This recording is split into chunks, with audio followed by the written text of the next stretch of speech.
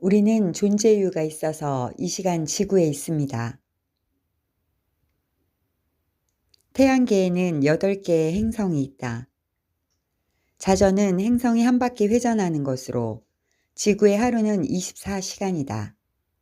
목성의 하루는 10시간이고 금성의 하루는 243일이나 된다.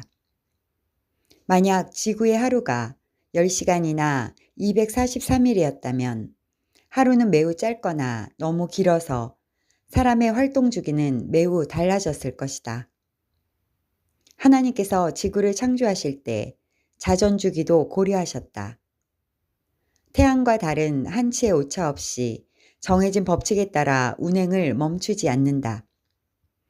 사람의 일생도 태양계의 주기에 따라 하루하루가 찾아오고 정해진 시간에 이르면 죽음을 맞이한다. 인간이 맞이할 시간이 이렇게 물리적인 시간만 있는 것이 아니다. 하나님의 정해진 시간에 따라 인류의 역사 속에 하나님이 개입하는 사건이 일어난다. 노아의 홍수로 인류가 한번 멸망한 사건이나 예수 그리스도께서 지구에 오신 사건이 대표적이다. 미래에는 하나님의 개입이 더 빈번해질 것으로 예고되었고, 창조로 시작된 알파의 시간은 이제 종말을 맞이할 시간이 되었다. 역사의 문이 닫히고 교만한 인류는 지구에서 종족을 감출 것이고, 태양이 그의 임무를 잇고 빛을 잃으며 달이 그 빛을 바꿀 것이다. 미래에 일어날 일을 미리 알려주어서 준비하게 한 것은 하나님께서 그의 백성들에게 주신 배려이지만, 노아의 시대의 인류처럼 대부분은 그날이 오고 있다는 사실을 모르고 있다. 멸망하는 당일까지 몰랐고 두 번째 멸망을 앞둔 현대인도 알지 못할 것이라고 하신다. 다행인 것은 노아가 방주를 준비하여 멸망으로부터 피했던 것처럼 마지막 세대도 피할 방법을 미리 알려주셨다. 그때에 깨어난 사람들이 다시 오실 그리스도를 기다리고 있다.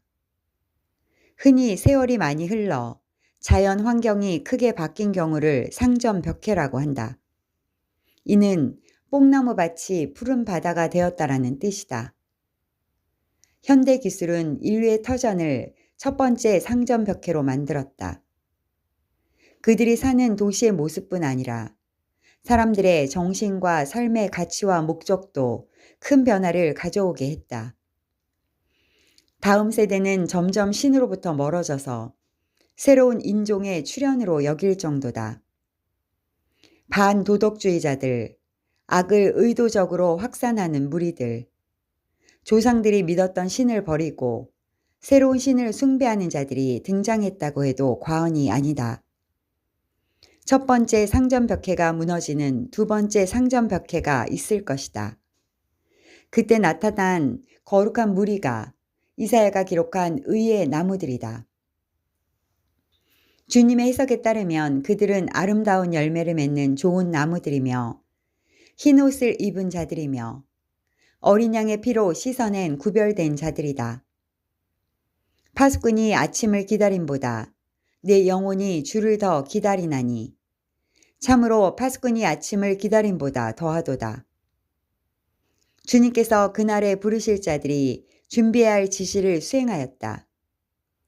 세상의 문이 닫히고 새 예루살렘의 문이 열리고 있다.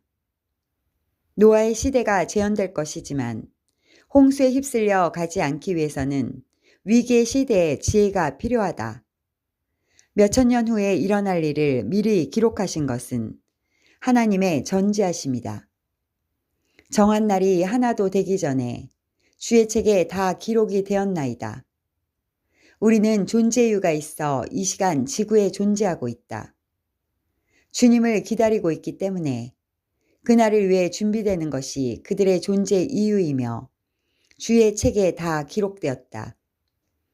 하나님은 우주와 만물을 창조하셨고 알파와 오메가 사이에 일어날 역사를 통치하시며 지옥의 숫자와 천국에 들어올 사람의 숫자를 알고 계신다. 모세는 우리의 날을 계수할 수 있도록 지혜를 구했으니 우리는 이 시대의 끝날이 왔다는 사실을 아는 지혜를 구한다. 그때 문이 닫힐 것이다. 물론 당시에는 잔치가 시작되었다고 문을 닫지는 않았다. 그러나 이 비유는 기회가 항상 있는 것이 아니라는 점을 강조한 것이다. 실제로 하늘로 들림받는 문은 잠깐 열렸다가 다시 닫힐 것이다.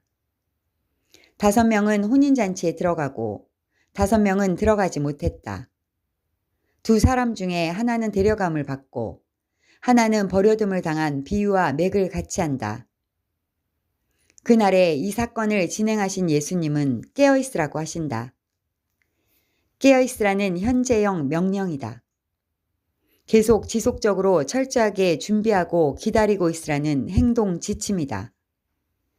강림은 늦어질 수는 있지만 반드시 있을 것이라고 하신다. 또한 기회가 항상 주어지는 것은 아니라고 한다.